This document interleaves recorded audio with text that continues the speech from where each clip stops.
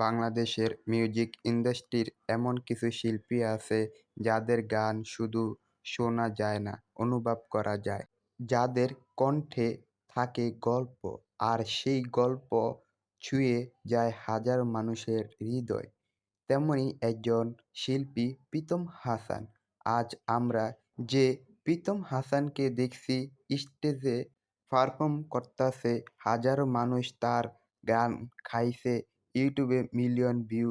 সেই সফলতার পেছনে কিন্তু লুকিয়ে আছে অনেক অজানা গল্প, অনেক স্বপ্ন, অনেক ব্যর্থতা, আর এমন কিছু মুহূর্ত যেখানে হয়তো সে থেমেও যেতে পারত, কিন্তু থামেনি। আজকের এই ভিডিওতে আমরা জানবো কিভাবে একজন সাধারণ ছেলে নিজের চেষ্টায়, নিজের বিশ্বাসে একদিন হয়ে উঠব তার প্রিয় শিল্পী। প্রত্যেকটা বড় শিল্পীর শুরুটা হয় খুবই সাধারণভাবে। প্রীতম হাসানের গল্পটি ঠিক তেমনই। ছোটবেলা থেকেই সঙ্গীতের প্রতি তার ছিল গভীর টান। গান শুনতে ভালো লাগতো, গুনগুন করে গাইতে ভালো লাগতো। আর ধীরে ধীরে এই ভালো লাগাটাই পরিণত হয়ে যায় শিল্পে। কিন্তু কিন্তু বাস্তবতা কখনো এত সহজ না। পরিবার, পড়াশোনা, চারপাশের চাপ, সবকিছু মাঝেও নিজের ব্যাপারটা ধরে রাখা অনেক কঠিন।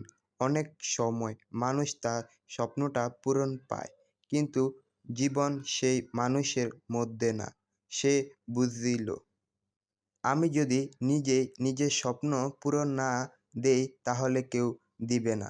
এই বিশ্বাসেই ছিল তার শুরু। সফলতার গল্পটা যত সুন্দর, তার পেছনের সংগ্রামটা তত কঠিন। প্রীতম হাসানের জীবনেই ছিল সেই কঠিন সময়। নিজের গান তৈরি করা, মিউজিক বানানো, সবকিছু করতে হতো সীমিত রিসোর্স দিয়ে। ভিডিও সবসময় পাওয়া যেত না, ভালো প্ল্যাটফর্ম ছিল না, আর সবসময় বড় কথা কেউ চিনত না। অনেকের এমন হয়েছে, গান বানানোর পরও কেউ শুনতে চায়নি। অনেক কষ্ট, আর বানানো কাজগুলো থেকেছে অন্ধকারে।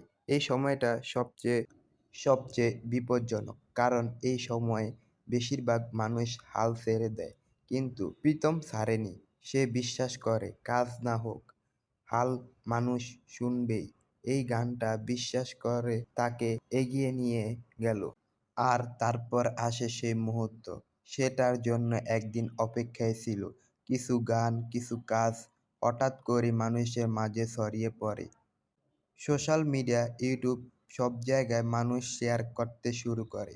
একজন যে মানুষগুলো তাকে চিনত না, তারাই এখন তার গান গাইতে শুরু করে। এটাই ছিল তার ধৈর্য। কিন্তু এই সফলতা একদিন আসেনি। এর পেছনে ছিল বছর পর বছর পরিশ্রম। যখন সুযোগ এসেছে সে প্রস্তুত ছিল। তার সেই কারণেই সে সুযোগগুলোকে কাজে লাগাতে পেরেছে।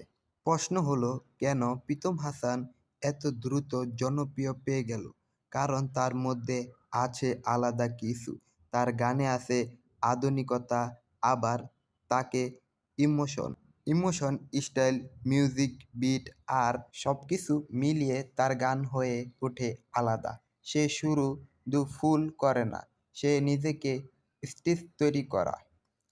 এটাই একজন শিল্পীর আলাদা করে দেয়। একজন শিল্পীর আসল শক্তি তার ফ্যান্স। আর এই জায়গাটা প্রীতম হাসানের সত্যি আলাদা।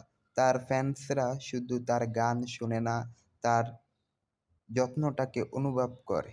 যখন সে স্টেজ ওঠে, হাজারো মানুষ একসাথে তার গান গায়।